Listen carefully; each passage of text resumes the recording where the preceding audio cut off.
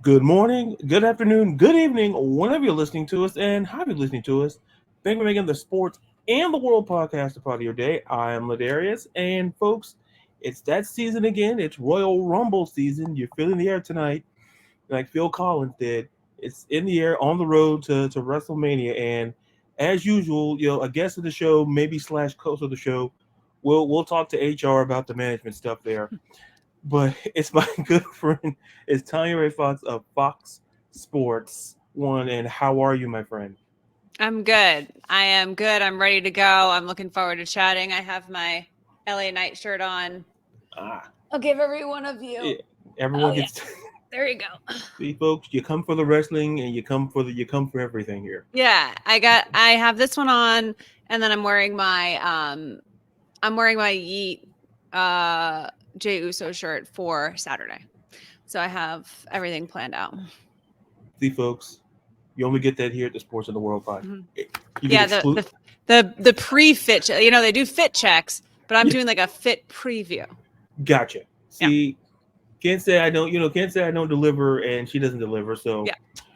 So that being said, let's just jump on in. Two matches and then two Royal Rumble matches. Let's start with one of the matches here for the United States Championship. Logan Paul coming in to face Kevin Owens. I almost forgot the Mm. man's name for God's sakes. Oh, Come on.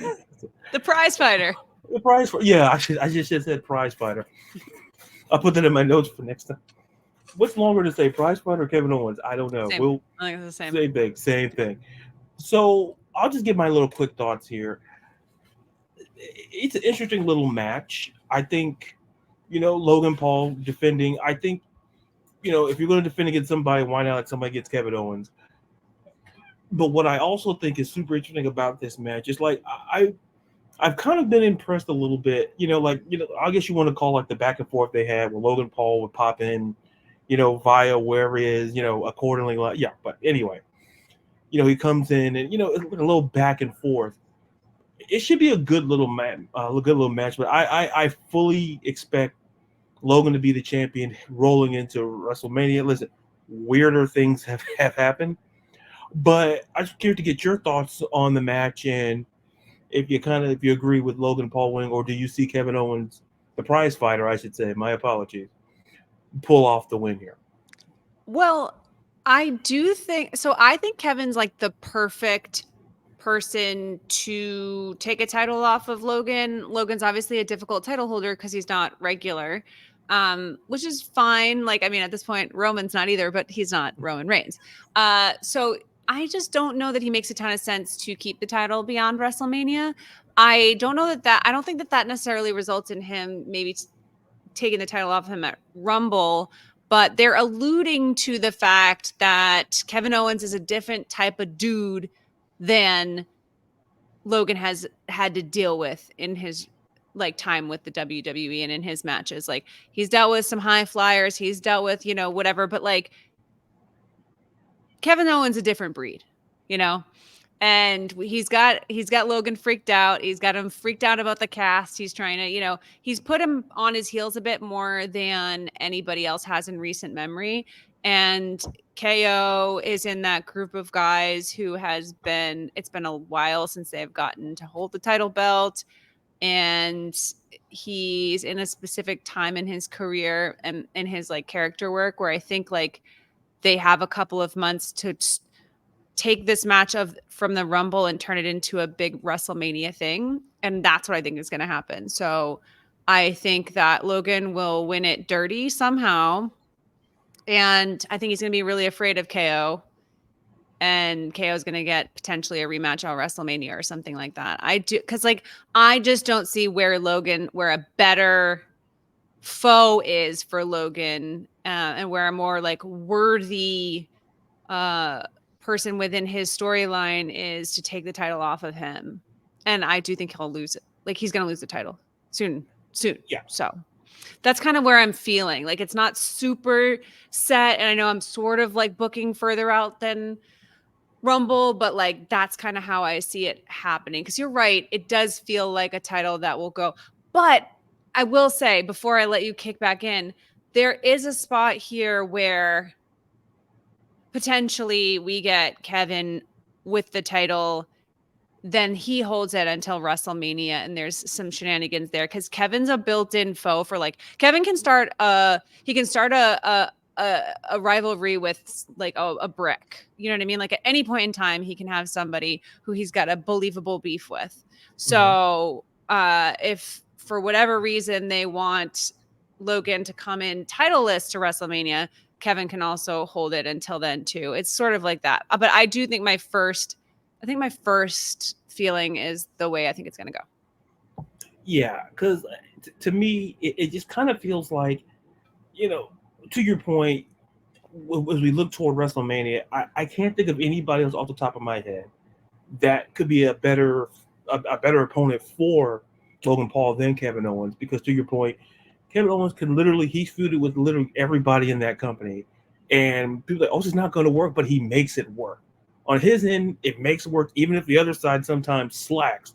He picks Right. up for it, Yeah. and that's what makes Kevin Owens so great. And there's only a handful of guys in the company today that can really do that, and he's kind of right there high on that list. I'm going to be curious to see because to your point, I kind of see Logan Paul retaining, but it'll be some kind of chicanery. There's going to be something that's gonna he's not going to Yeah. win it. He's not going to win it clean. I just that doesn't fit You what can't his, win clean. It's not believable for Logan Paul to win clean against someone as like hardcore of a wrestler and as good as Kevin Owens is. Like there's a reason that Logan Paul like couldn't beat, Seth Rollins and like it's just not believable. He can beat other dudes. He couldn't even beat, Ray clean. Like you can't have these types of wrestlers be beat clean by someone like Logan Paul. So that's not happening. It's just not. yeah, it wouldn't be Mm-mm. believable. So I believe something with see like KSI, whoever that guy what may come out, maybe there'll be something there on that end. Now, interestingly, we could talk about the Fatal Four Way, or do you want to talk about one of the Rumble matches? I'll let you Mm. decide. I'll let you decide. Let's talk about the Fatal Four Way. Let's talk about Okay. the Fatal Four Way. Yeah. Okay. Yeah. Like I said, she's slash co-host. It's already negotiated. I have it written down in order, but we can always move things like a jigsaw. So so with this Fatal Four Way, first of all, I love this. I love this match. We're getting LA Knight, Randy Orton, AJ Styles, and some guy named Roman Reigns. You might have heard of him. Fatal Four Way for the WWE Undisputed Universal Championship. To me, well, before I lead in, I'll get your thoughts on this match, how you see it going, how you see it playing out, and just kind of anything that you feel is going to happen in this match. Like, and then I'll jump in on the back end. Well, it feels like they're using the Fatal Four Way to set up or to develop something between LA Knight and AJ Styles specifically. And I'm fine with that. I'm good with that. I'm not like quite sure what it is yet, but I like them both enough individually that I'm intrigued. I think they're doing a good job with it. I think they're doing good job of like all three beefing with each other and Randy sort of standing back and letting the two pit bulls go at each other. And that's been fun. Obviously, Roman's going to win the match somehow, which is like, okay, we know that. So there will be a wild card in some capacity for this match. And that's the fun thing is, does Randy Orton pull some old school Randy Orton stuff and turn heel, team up with Roman for some weird reason? And by team up, I don't mean like whatever, but like Randy's got some Randy thing going. There's something going on with Randy in this storyline. And that is what I'm most intrigued to see is like, we know that Roman somehow gets out of this. And whether it turns out that he only has to beat Randy Orton one-on-one because the other two take themselves out, and that's how it goes down, fine. But I think there's a more intriguing thing going on with where Randy might be taking his character because he's been specifically sort of forecasting himself as sitting back and watching and planning. And so that's the most intriguing aspect of that match to me is like, where are we at with Randy Orton by the end of it? Um, I love LA Knight and I love AJ Styles, but like the fact that neither of those dudes are in the Rumble is kind of like crazy to me, especially for LA Knight. So like, I, I wish that I was more invested in that. I think that they can do something with it. I think that LA Knight is like kind of a plug and play dude. Just put him wherever and he's great. But he's I can't lie and say that he's the most interesting part of that match for me right now, because they're just like, to me, he's the sparkle and he's the flash of the match. But Randy Orton's where my attention is. Yeah, to your point about Randy Orton, it's funny you say that, because when they had the contract signing on SmackDown, or they had all of them were in the ring or whatever, I noticed how LA Knight was interacting, getting his stuff in. Those two were going at it on the mic and then physically, but Randy Orton was just in the corner. He was just sitting there. He was just kind of like standing. He was just kind of standing there, observing. And to your point, I think Randy Orton's kind of like the X factor here, because he didn't really have to say anything. He didn't have to really do anything. He just stood there and just watched. Well, I'll just let these two guys go at it, and I'm good. And I think that's what makes this match interesting. Is I think Randy Orton, because of that, because when I saw it on SmackDown, I said, that's a little, anytime Randy could have, Randy's pretty good on the microphone. He could have said something, but it's the fact that he said more by saying less, by just simply just standing there and just watching it all kind of And unfold. then doing that like, and then throwing the, the contract and like sort of like big dogging Roman. Like, Yeah, that's obviously like something's up. yeah, And I can't, we haven't seen it in a while, because for years Randy has been like a face, sort of old school good guy vibe, but Randy Orton can be a like great insidious heel. That's his character, right? So like, are we turning into that? Is there something insidious that's going to happen at the Rumble? Because like, it's hard to turn heel against Roman right now. It's like that's a hard thing to pull off. hmm But if anyone could, it's Randall. yeah, yeah. Randall Keith Orton he can definitely pull that off. Yeah. And if any, like to your point, like I guess anybody else, like you could be like, oh, okay, but when it's Roman Reigns, and like, well, obviously Roman Reigns is the big heel. Like, I'll say this: Randy Orton heel, one of the like in history of WWE. He's just, when he's the heel, like pure, unadulterated. We're getting that heel where he's playing punt, pass, and kick. When he's doing that sort of stuff, like that's peak Randy Orton to me. Like, I have no problem with face Randy. Like, don't get me wrong, I like face Randy, but heel Randy is just different. And that's what makes me kind of believe something's going to happen in that match, the Royal Rumble, that he's going to play a factor in.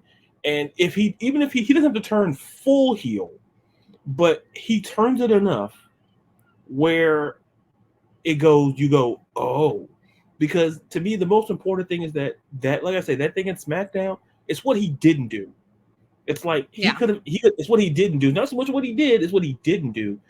And sometimes as fans, we focus on what wrestlers don't with what they do, but I'm more intrigued in what he didn't do. And he just like LA Knight, AJ Styles, hey, that's gonna something that could be potentially a WrestleMania thing. That's a feud right there in itself, because of how LA Knight got the match when AJ Styles that took it out of commission, months ago. So LA Knight slipped in and got the match against the title match against Roman.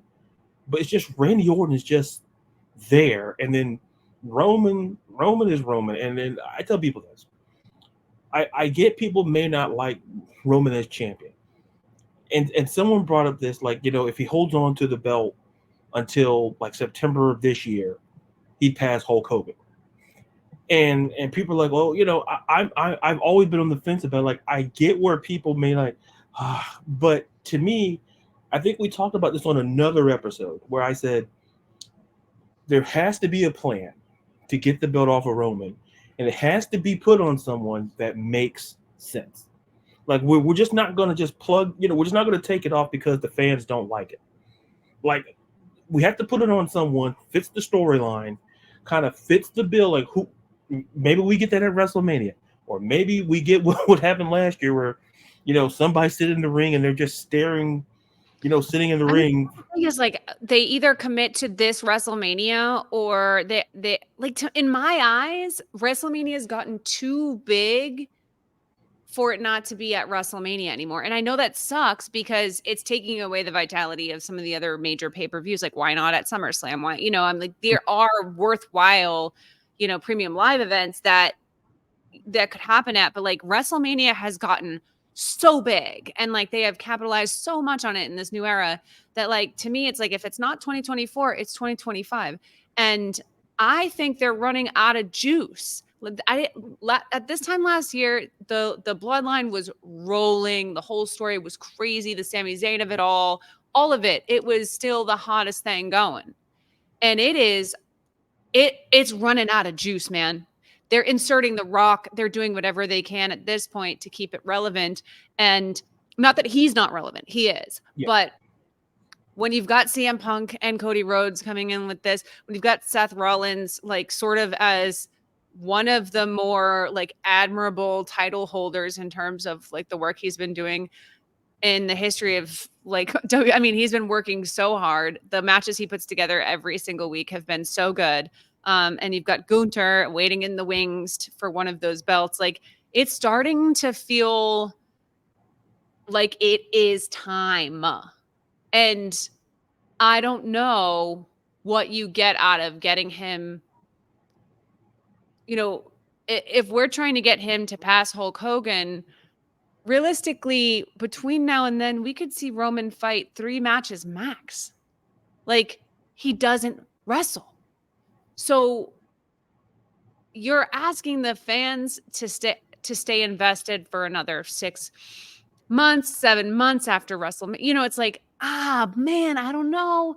And you're talking about Hulk Hogan. You're talking about the face of American wrestling, really. Like, American professional wrestling. Like, he is he is Michael Jackson. He is Michael Jordan. He is the guy you associate with professional wrestling.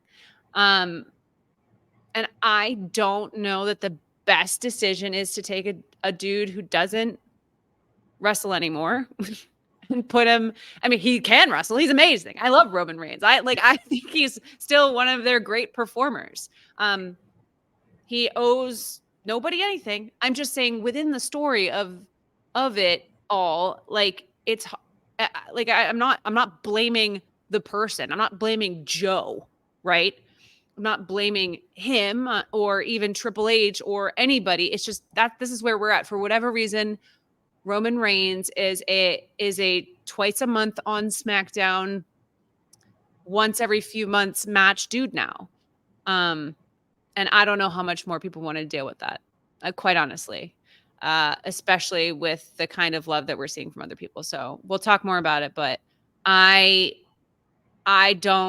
personally, as much as I love Roman, and as much as I really don't care for Hulk Hogan as a person, Terry, I like Joe a lot better. Like, let's be honest. I'm going to break kayfabe here and say, like, those two people as human beings it's much easier to root for Roman as a person. Like, Hulk Hogan sucks. He's a shitty guy. Okay. Yeah. But he's Hulk Hogan. And this is a brand. And I just don't see it. Yeah. Just on a personal with Hulk Hogan, wrestling guy. But listen, when he came out dressed as a pirate with Titus O'Neil at WrestleMania, I was like, you know what? This is the guy with the python. No, I'm sorry. And then I felt worse for Titus O'Neil. Yeah. That's why I felt worse for, like, oh Hogan. Like, no, folks. Yeah. Somebody told, like, Titus, just stand there with Hulk, and I'm like, but he probably said no, brother, and they made him go out there, and But anyway, that's the side personal feelings about Hogan as the pirate. Totally fine, yeah. But back to the point, I think people have reached a point where I remember we had, and I remember, like, well, throughout the wrestling community, there was like a split about Brock Lesnar when he held the belt. Was like, well, he would only fight at select things. But here's why I say the difference is, I think now with Roman, like, Roman, I don't think Roman fought 15 matches all of last year. I don't think he did, or maybe he didn't fight 15 matches. Like, Seth far and away was the fighting champion, You saw him on literally almost every PLE last year. I think the problem is that, and it goes to the storyline. To your point, it feels like there's an ending, there's a crescendo at some point, and I don't think it's gonna reach September. Yeah, I and don't see how it can. I and don't and, see. and, I and don't if see it, man. and if it does, it'd be by it's I'm like already bored. I mean, are you bored? Because I, I'm bored of Roman. I'm bored of Roman simply because I focus more on the storyline aspect. Well, I, that's what I yeah, mean. yeah, They, yeah, they're yeah, not yeah. giving him I, anything that I I'm don't yeah, care about this fatal four-way. I care about Randy Orton. I care about LA yeah, Knight. I don't care about Roman. right. And that's what makes this. Doesn't make it difficult, but it's just like there's just literally nothing. It's like a TV show that is just running on the last fumes. It's like, well, someone's got to end this show because there's nothing left to talk about. There's nothing else to go on, and at some point the gas ran out, or it's right now kind of like at closer to E than it is to full. Yeah. I don't see if he holds it beyond WrestleMania, it's gonna cause quite the chaos because to me it doesn't make sense because the storyline at this point, I think people are like, okay, we get it, we're cool, but we there's too many people out there now that we want to be invested in. And it's not a knock on Roman, it's not a knock on Joe, it's not a knock on Paul Heyman, it's not a knock on anybody involved in the storyline. It's just that with anything, I look at it like this. When we look at movies, like there's some movies that hey we can watch all the way through, and there's some we just turn off after half an hour. Like we're not invested in it. And I think when people have seen the same movie, people are like okay, we get it, and nothing against Roman, nothing against nobody else, but the storyline it just feels it like to your point, it's just closer to the end, and I would be shocked if it doesn't end in Philadelphia at WrestleMania 40. Like, because there's I can't see when you're putting the Rock kind of involved in this, there has to be a crescendo at some point, like the final boss or whatever you want to call it. Because at some point, there's nothing. Once the Rock gets in, what's left beyond that? Like Mm-hmm. that's the question. Like if Trip, if we get Roman and Rock, what's left beyond that? Yeah, Like like what are we going to bring in Rikishi? Like what are we how far are we going to go here? At some point it's like so whether it is Solo or one of the Usos or the Rock takes it and anoints Solo or how I don't know, right? yeah, They could do that way so they keep the bloodline alive and they keep the like doors open for Roman to have a storyline. I don't know if like his plan is to retire after he's done with the belt. Like I could totally see it happening. It's been a long time. He's put in his work. He's been through a lot. Wouldn't be yeah, crazy. Or to just semi-retire, take time off, like whatever. But whatever happens, like it's probably worth keeping the bloodline around in some capacity. yeah, But like the other thing is like you just let Seth end it, right? Like you just let like an actual rival of Roman's, like somebody who like genuinely has a history with him end it too. The problem is if you let someone like Seth end it, is it elevates him above Roman in terms of like lore and like history and legacy. And they've built Roman's lore for a reason. They've given him this title run for a reason. So to me, you don't want to undercut that by letting Seth get the final word, which is why I don't believe Cody is the right person. Because if you're going to let someone do it outside of the bloodline, it's got to be Seth. Like, I've never believed that Cody was the right person. I don't think this is Cody's story. I think it's very disingenuous for the, I have to finish my story thing to ever involve Roman Reigns at all. Your story has nothing to do with Roman, and it never has. It makes a lot more sense for me that Cody would end his story or finish his story with CM Punk. That makes a lot more sense to me,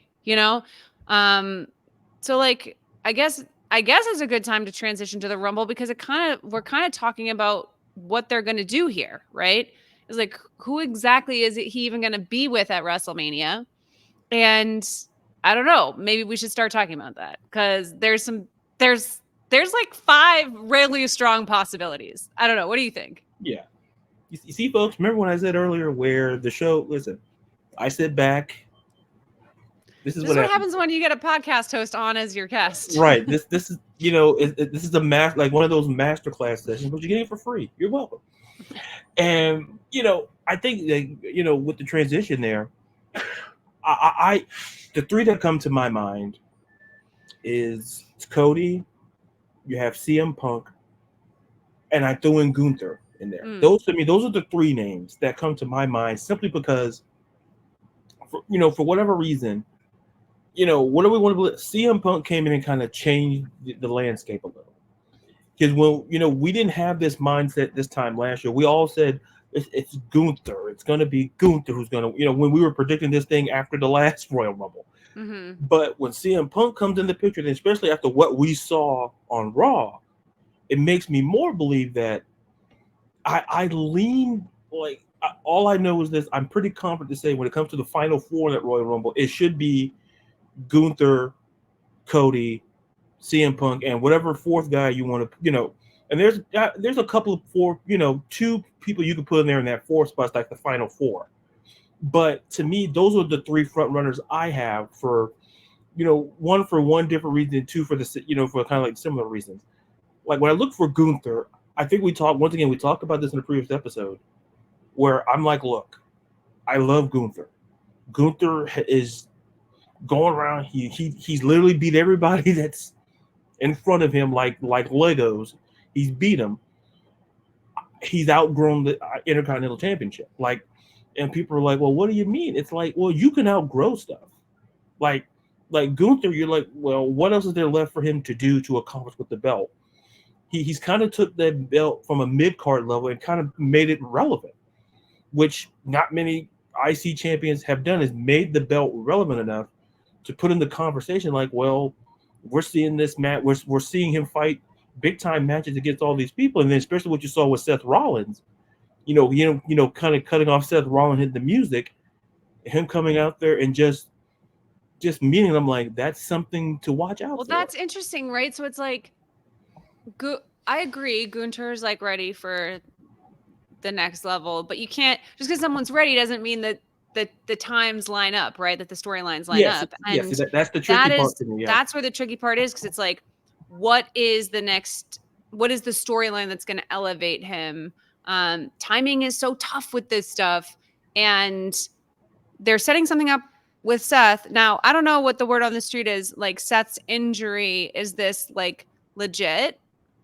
It looks when he came out, I read multiple things. Yeah. It was because I was talking to my cousin about it, and I read about it. I said it's his MCL, and I said, well, if it was ACL, I'd have been a little bit more like, holy crap. But he said, right. I mean, when he says 3 or 4 months, that they're telling him 3 or 4 months, and he promises he's going to be at WrestleMania. Yeah. This is like, I've seen, we just saw a devastating knee injury to Charlotte Flair. Yeah. Right. We've seen devastating torn fucking muscles from Cody. We've seen that they don't come out and do promos and say they're going to be there at WrestleMania. That's not. Yeah, that's. And I know this is Seth. So I know this is different. And that's why, God bless this man. Like, put him in the Hall of Fame right now. I just think what he does is so exceptional, and they rely on him so much for this stuff. So I'm not saying that he wouldn't come out injured and still play that role and stay that threat or whatever. But interesting, I guess, because they really need Seth to be in the mix. They need that belt to be in the mix because Roman is so out of it, because Roman is so in a tier of his own. Only so many people can even get a shot at Roman. They need Seth to be this looming thing. So if Seth is for real actually hurt and cannot wrestle for the next 3 to 4 months, potentially doesn't make it to WrestleMania or whatever else, Gunther absolutely should be stepping into that role. But you don't let somebody win the Royal Rumble to take Seth's abandoned belt, or to go beat whatever they're going to do. That's not what the Royal Rumble's for. The person winning the Royal Rumble has no business coming for Seth's belt while his knee is hurt. So I don't know if that screws up any plans, or if some of this is kayfabe, if his knee's actually hurt, but he didn't actually tear ligaments. I mean, there's no reverse rule that says you can't lie about an injury that you don't have. Right.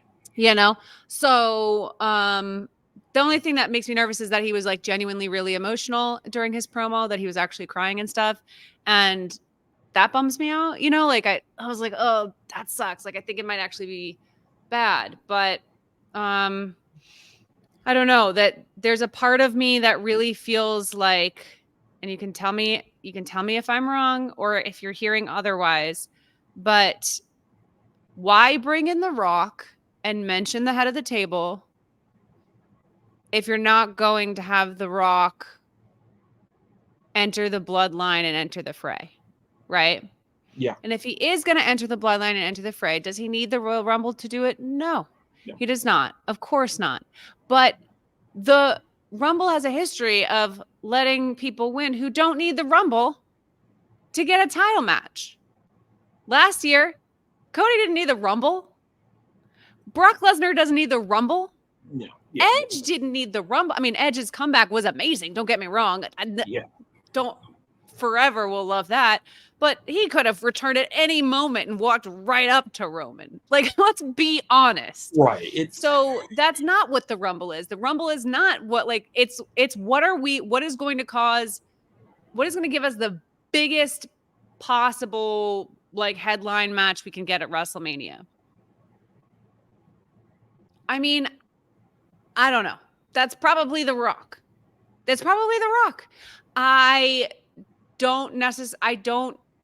I don't think that we're in a year where the Rumble is where any one person is going to give us a super satisfying, like, to me, they've been obviously trying to promo back-to-back winners with the Cody thing. Here's the few people who have actually won back-to-back, blah, blah, blah. Could Cody do it again? And it's like, you know how I feel about, I really, really do genuinely think Cody has, like, won me over a lot over the last, like, year since the last time he won, but I still, again, I don't care about him finishing his story. I don't care. I care when he is cutting promos with CM Punk. I care when he is cutting promos with Seth Rollins.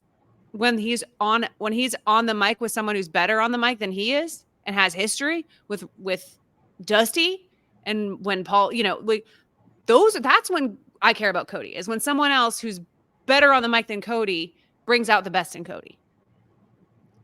That's how I feel about him. I think he's like he's like this perfect person to have a feud with the best people in the business. And I don't have any investment in him and Roman. What Roman and Cody have not even, there's been nothing there. Why would Cody win? I don't understand. Like, somebody explain to me why I would ever care about Cody versus Roman 2.0 right now. They're setting up all this stuff with Solo and Jimmy. Something's going on there. They're setting up the stuff with The Rock. There's something going on there. CM, he now has this weird, we're reunited on WWE thing going on with CM Punk. Where is, I don't know. There's a lot of validity in that, and what I will say is this: I get Cody, I get the whole Cody finish the story stuff.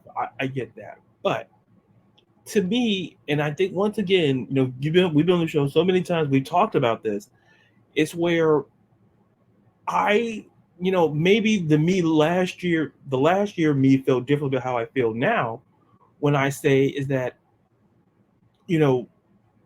Cody being the guy to kind of dethrone Roman, it doesn't hit because we can just start at the beginning. It doesn't fit the storyline. Like we can start right there and we can say case closed, and be done with it. But also, I just think that after what I saw on Raw, I'm a little bit more invested in Seth and Cody and CM Punk a little bit more. Simply because, like, some of that stuff felt super personal, and I'm like, that's something intriguing because as much as I like Cody, much as I like Roman, we saw at WrestleMania what was going to happen. He came out. I mean, he even got me. He came out, gave the belt to the kid. Like, oh, this is going to be a great moment. And then we saw Cody sitting in the ring. All was missing was like rain or snow falling down. Him just sitting out there in the ring, and then Roman holding the belt up, fireworks, end of show. If that to me, that's going to be the same result if we get Cody. But to me, if I will take Roman and The Rock every single day of the week because, and even if Cody does not have to finish his story. People are like, he has to finish his story now. No, he doesn't. It's like, have you picked up a book? I tell people, for those who still read, who read, books, or even read, if you just read in general, have you sat down and finished a book in one sitting? Like, you can, but like, like he's not finishing his story anytime soon. He's And his not story exactly doesn't end with Roman Reigns. And that is going to be the thing. The great thing about Finish the Story is that Cody's 37 years old? I don't know how old, 38, like something like that, right? He's not even 40. These dudes are wrestling into their late 40s. Yeah. Cody's got time if he wants to keep going. He's in great shape. He is getting into his like rhythm in WWE. Now been a few years. He's back. He's been back from injury for a while, whatever. Like, finish the story in 2 months against Roman Reigns. That's not his. The story that will end if Roman ends his, Roman loses his belt is Roman's. That's Roman's. That is Roman Reigns' story.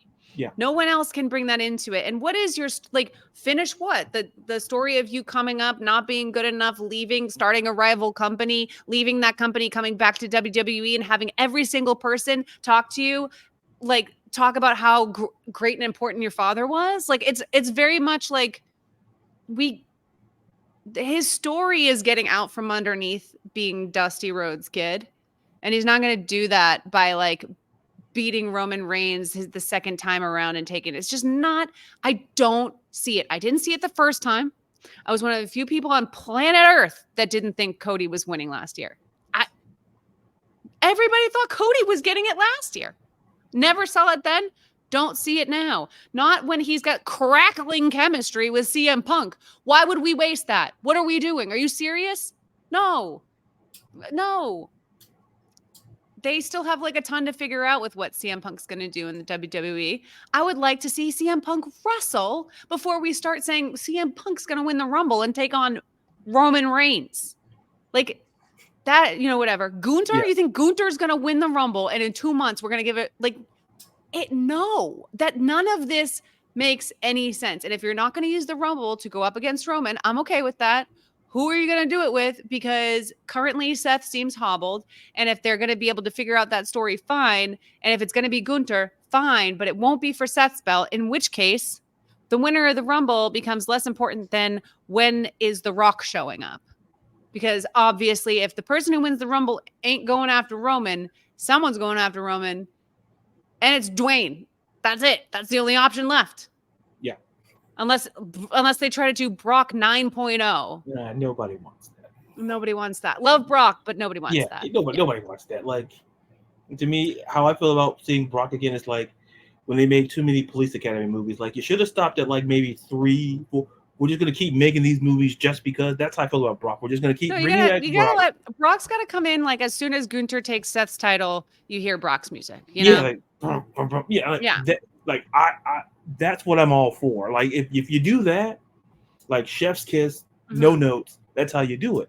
Right. But like to your point about this year's Men's Royal Rumble, like I don't want to say it's not relevant. Like I don't want people to come after me. I have too many people come after me.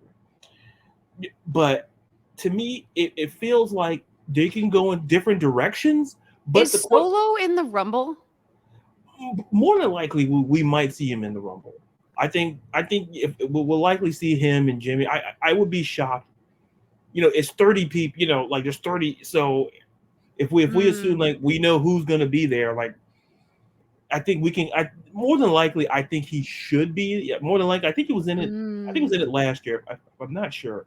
He was in it last year. Because you could do a interesting, if you want The Rock to come into the Rumble for whatever reason, and Solo's there and the Usos are there and they have a decision to make about how they're going to handle The Rock in the ring. I mean, there's things you can do there. There's ways to make the Royal Rumble really interesting. if their plan is for, if The Rock comes out, he wins. Like The Rock doesn't come to lose the Royal Rumble, obviously. Like if he's there, he's winning it, right? Yeah. But it doesn't have to just be like, he comes in 29th or 30th or whatever and then tosses everybody out. Like if there's Usos there and they're looking at The Rock and they have a decision to make, knowing what it would mean if The Rock wins, and now we start a bloodline thing, there's something there. Yeah. Do the Usos end up having to like bow down a little to The Rock during the Rumble to help him out? Like, what do they do? Does Solo look The Rock dead in the eye and try to get him out? And if so, how does that, there's something there. There's something there. And I don't like, yeah, it would bum me out that Gunther gets passed over another year, but that happens. It happens.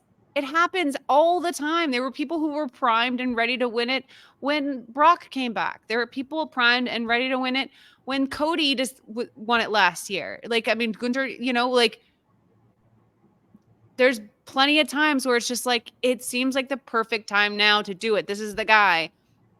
But as long as Roman Reigns is around, everything is going to boil down to like what makes the most sense for building that story into WrestleMania. And I don't think they've done a good enough job setting Gunther up to be a storyline that can carry past just winning the Rumble and going to get Seth's belt. Like, I just don't see it. So I know the odds right now, the odds on favorite is CM Punk, I'm pretty sure. I don't know if you looked at the odds. Yeah, I took a glance at them.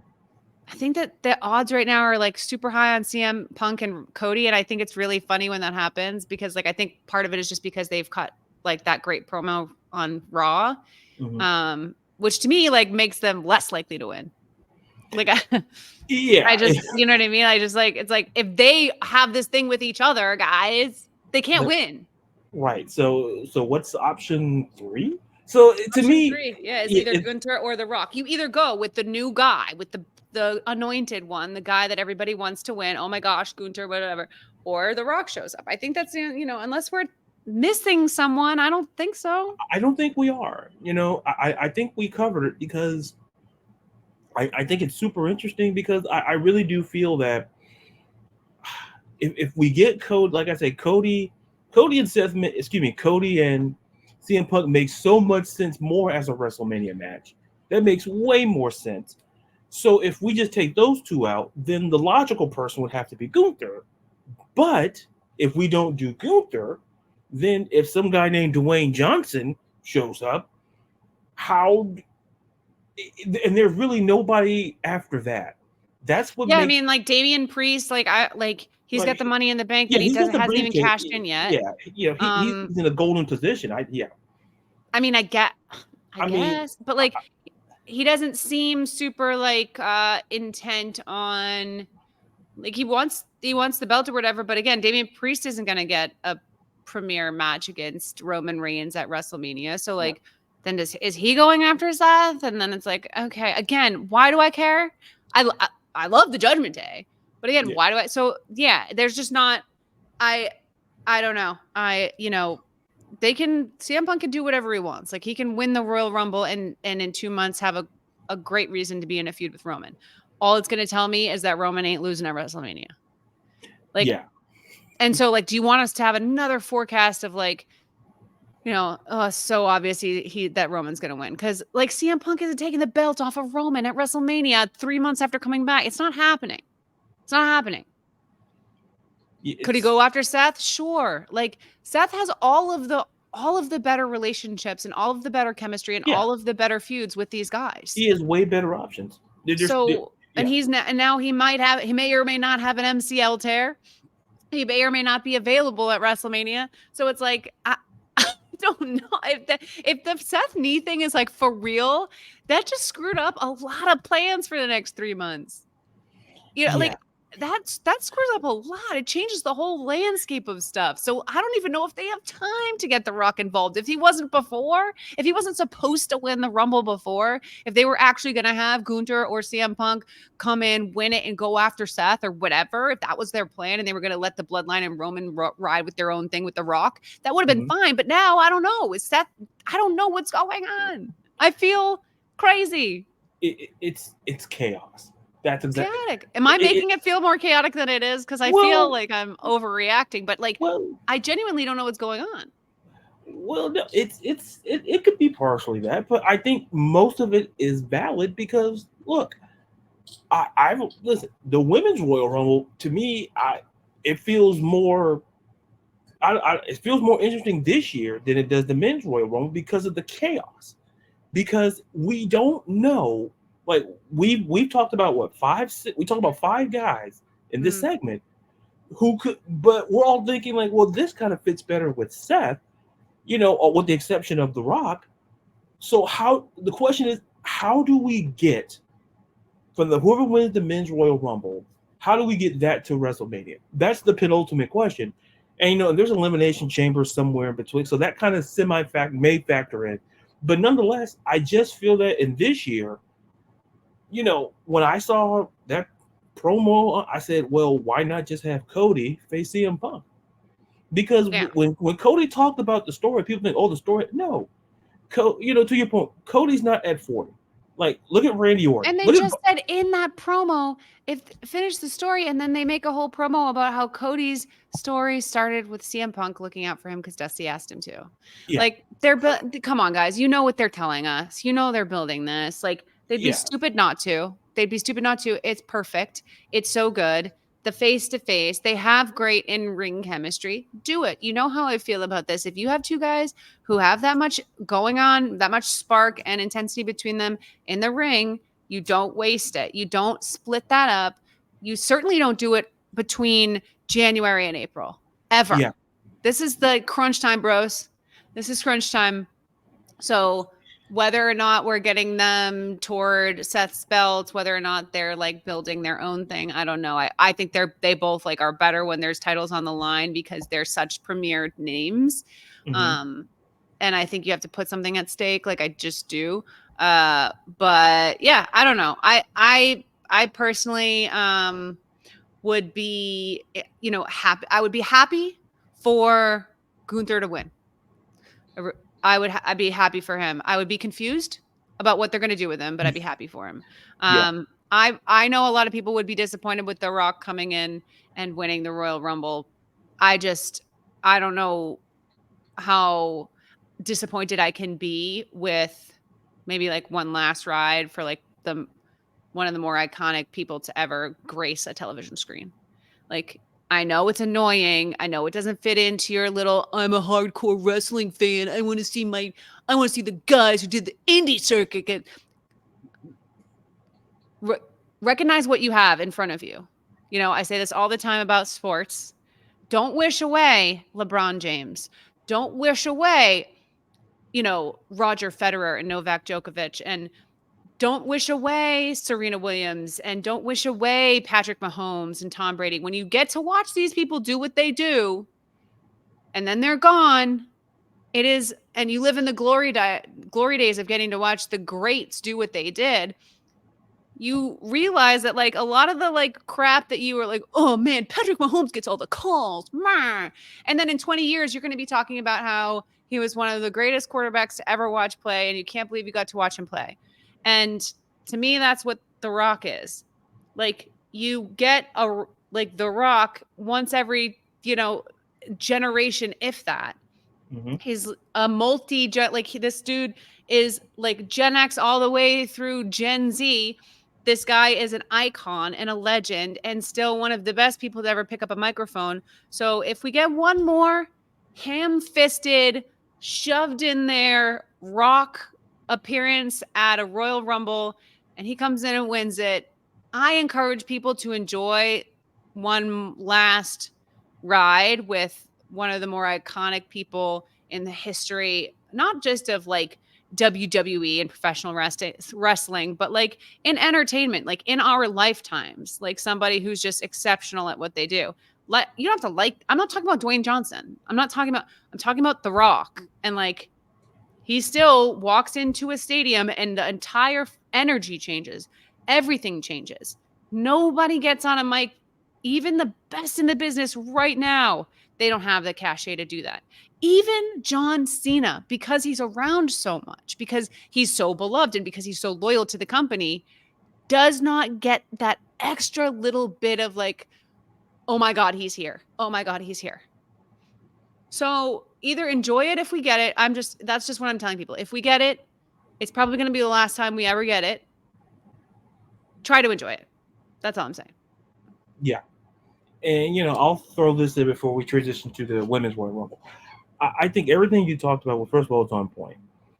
And I think to your point, I think sometimes we miss the moment. And I think, I remember when Stone Cold came back at WrestleMania, and when the glass shattered, boom, and people are like, "Oh, well, Stone Cold." I'm like, folks, Stone Cold, The Rock, when they show up, and I'm not comparing the two. Like, yeah, we're not talking about like wrestling. When they show up, they don't show up like, to your point. Like John Cena has showed up more frequently than The Rock has. And love him, put him on, GOAT for a Right. reason. Yeah. Right, absolutely. But when we get what we have, enjoy it, because I think sometimes we miss the moments. We miss the message because of the messenger. Sometimes when people are telling us, like we talk about Patrick Mahomes, you're talking about all these greats. The reality is simply this: enjoy it. Because listen, I'm a big LeBron guy. People are like, oh, well, you defend LeBron. Yeah, I do, because I've always said this is that I said for years y'all been comparing LeBron James to the wrong person. Like comparing him to Michael Jordan. Who can compare to Michael Jordan? And people are like, oh well, I said just enjoy LeBron, because that guy that size being able to do what he's done for over 2 decades, and we're sitting here arguing about we're talking about LeBron and MJ. Take that, forget it. Like, is it an important conversation? Sure, but I've always said for years, I've always compared LeBron personally to Magic Johnson. People are like, well, what are your point? I said, if you think about two guys, number one overall picks, generational size, generational, could literally play all five on the court. In fact, Magic Johnson did do that in an NBA Finals. He did do that. I won't say against what team because I think my microphone is off. But the point is that it's the same thing with wrestling. Like when The Rock comes back, like look when he came back this year, and he cut. You know what he did to Austin Theory? Explode. That's how big The Rock is. He's always been that big. When you saw The Rock, like when he first started, he started as Rocky Maivia, and then we all saw him become The Rock. Like The Rock. So if he does come back and win the Rumble, I'm not gonna, and fans are gonna like, oh, I don't want to hear it. Take it, Yeah. That's embrace what I it. mean is like, I understand, whatever, but if you're going to do that for Cody Rhodes, if you're going to do that for Brock Lesnar, then you're Yeah, going to do it for Dwayne The Rock Johnson. You're going to do it for The Rock. You're going to do it for yeah, one of the most famous people to ever step into the squared circle, as they call it. So like, I don't have, there are times where it's just like time to set down your wrestling nerd yeah. moment and realize that like you can either enjoy something or not. And let's be honest, like Roman Reigns has been at the top of the company for 4 years now. Mm-hmm. This has been coming. This has been a potential inevitability for a long time. Don't act surprised. Don't be mad about it. Let's be honest. If The Rock's stepping in, it means something big's going to happen with Roman, and that's something to look forward to. And then, we'll go from there. Yeah. I do like, I know we're running out of time and I want to make sure that we hit the women's one, but like, I'm going to ask you point blank. We're not going to beat around the bush. Okay. There's no bush being around here, folks. Ever. Is there a chance that we get Sasha Banks? Look, do I want it? Yeah, I want it. I want it, and I posted on Twitter.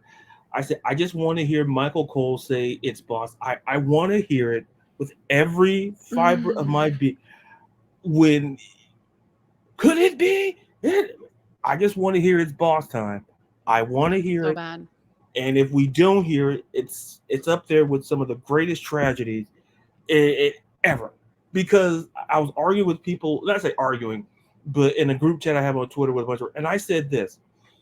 I said it may, we can get into the AEW stuff and all of that, but I said here's the reality. Well, there's stuff for Sasha to do because if people listen to what Sasha said when she left, she never said she was never coming back. She wanted to do something that she couldn't do in WWE, which was what? To fight other people. She wanted to fight beyond. She fought everybody in WWE. She went to New Japan, did her thing. Why not come back? I took like Yeah, I mean, if they're gonna pay her, like, I mean, she deserves to be paid. Yeah, like the superstar that she is. She's one of the most famous, important figures in wrestling, and she deserves to be paid that way. So if they're willing to pay her and treat her like the absolute star that she is, yeah, then I absolutely think she would come back. yeah. Because to me, if you're Triple H, money is not the issue. Because if we're paying Charlotte Flair, if we're paying Becky, let's just assume we're paying three, we're paying we're paying Charlotte, we're paying Becky. I'll even throw Bayley. We're paying some of the more veteran stuff. I promise you, they're not getting paid what they should. That's the problem. Right. That's the problem. That's why Sasha left, because Becky's probably not being paid what she should. If Becky were being paid what she should be paid, she'd be making more than Brock Lesnar, and she's not. Yeah, she's not. That's why, and that's the problem, is that Sasha knows that, and that's why she has. That's why she had the freedom to go, and Becky has this is her family. This is her family. The family is in the business. Charlotte, this is her family's business. This is her father's legacy. And I do think that they have a different whatever. They're also white women, and there's a strong chance that that's a potential edge in their favor in terms of negotiating, right? Yeah. Let's not lie. That's a part of this stuff a lot of times.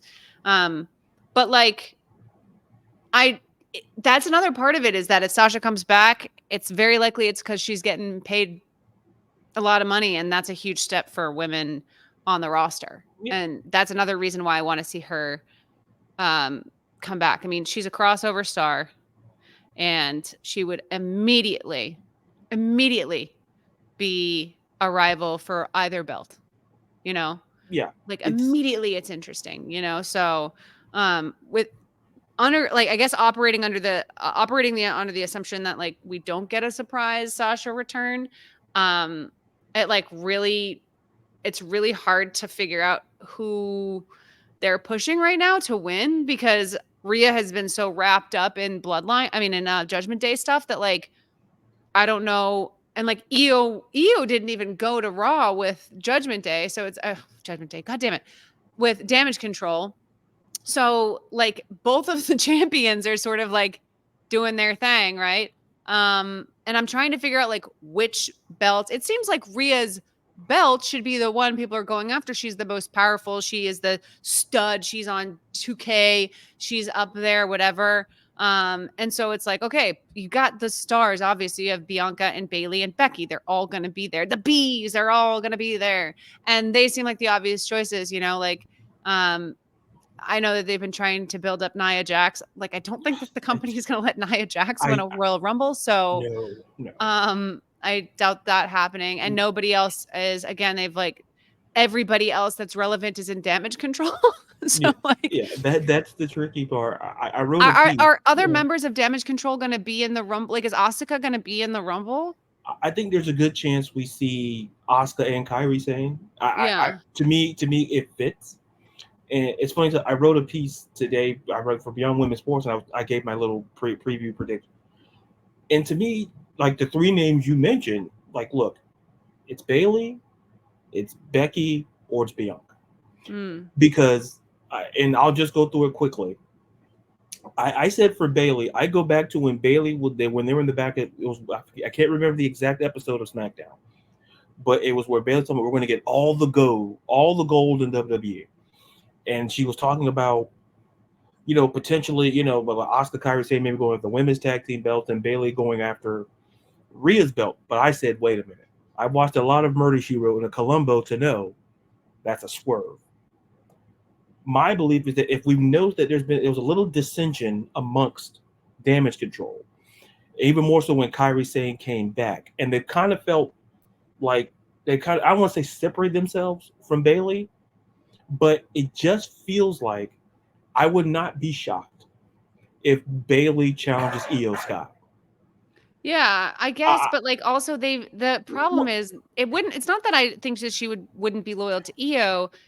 The problem is that they've reversed it so that it seems like the rest of Damage Control isn't loyal to Bailey and not the other way around. yeah, So well, that's like, what I meant. Well, that my brain yeah. is yeah, but that's why I kind of feel like Bailey. I just see the situation Yeah. where Bailey could, I just think that that could be a potential match. Like Bailey Io Sky could be a great match. I think Becky and Rhea, but to me, the one that I said could be the pick that's interesting because there's a little bit more of a story is Bianca versus Rhea. Mhm. Because I tell people, go back when Bianca won the Rumble back in 2021.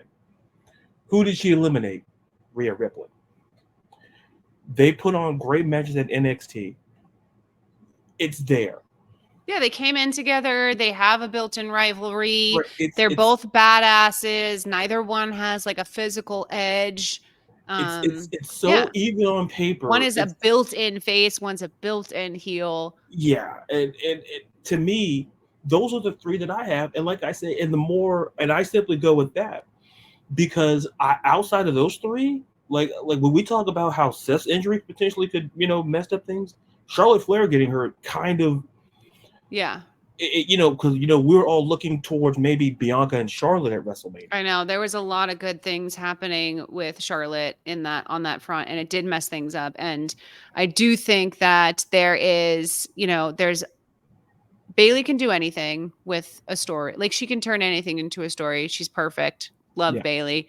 Um, I don't know. Becky doesn't make a ton of sense to me to win right now, even though she can always win and it's always totally fine and believable because she's yeah, Becky Lynch. I just don't 100% make. I don't see where she necessarily fits into um, challenging Rhea unless unless she could form a little bit of a team up with somebody else or like a faction of her own, or like maybe there's something they could do for a few months. Again, they can do anything with Becky, but right now I'm not super invested in Becky winning. But like again, I wouldn't mind if she did.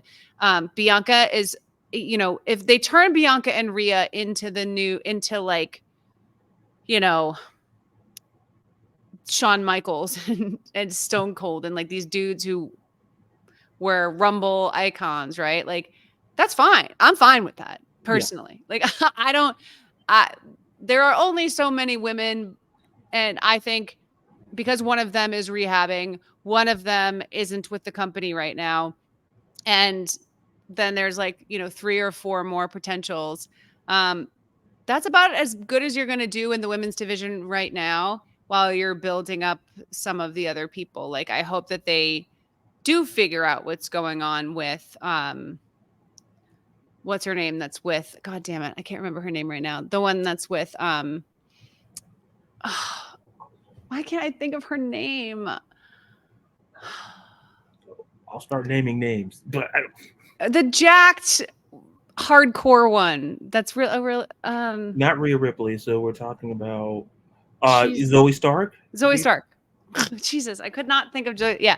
So like I think that they could build up something like Zoe Stark by next year, like there's people on the horizon. Yeah, But if you've got 5 or 6 people that could believably win the Rumble, I think that's pretty good. Cuz Asuka, or I don't think Kyrie, but Asuka totally could at any point. yeah, Um as well. So, and all of them are perfectly capable of, like, I think the women are actually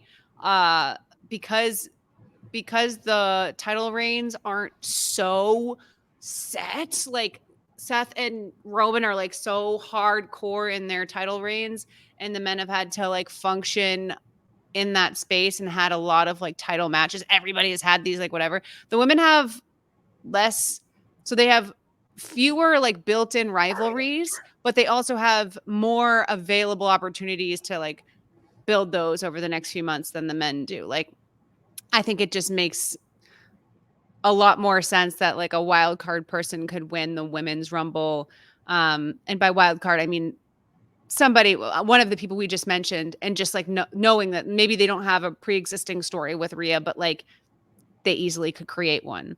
yeah, Versus like it's very hard to just like decide you want to start a fight with with Roman Reigns. Like, it's just like, you can't just decide, like, I'm going to start a feud with Roman. Like, Roman doesn't let you. Like, that's not how Roman functions.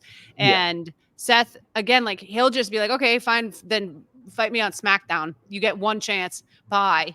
Like, Seth. So, like, but on the women's side, it's a little bit of a different cadence. So they could, you could have somebody step up to Rhea in the Judgment Day. And I love that she has the Judgment Day as like this built-in like feud creator. So yeah, any of those people, if it was Asuka or Bailey, then and they want to come after Rhea's belt, and you've got Damage Control coming up, coming at Rhea, I'm fine. I'm good with that. And then they have a dissension within the ranks and whatever else. It would be very interesting if Asuka won and Bailey was like, all right, I'm out, and where does she go if she's out of Damage Control, and what happens there? There's a lot of options, and I'm interested to see. I'm not going to lie. I'm always going to root for Bianca Belair over everyone, unless Sasha Banks comes through that door. I think that's fair. Yeah. I think that's how you end the show right there. I mean, that's folks. We'll see you next time. No, I got to properly end the show. Tanya, thank you so much for coming on, talking.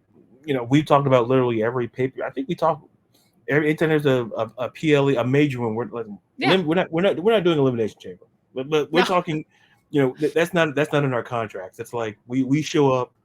We show up for WrestleMania and SummerSlam and the Rumble. Yeah. And occasionally one here or there. Yeah. Yeah. Occasionally Survivor Series, if the numbers fit, we'll show up there. So we kind of like. Although if they ever do Clash at the Castle again, I'll be back for that, because that was one of my all-time faves.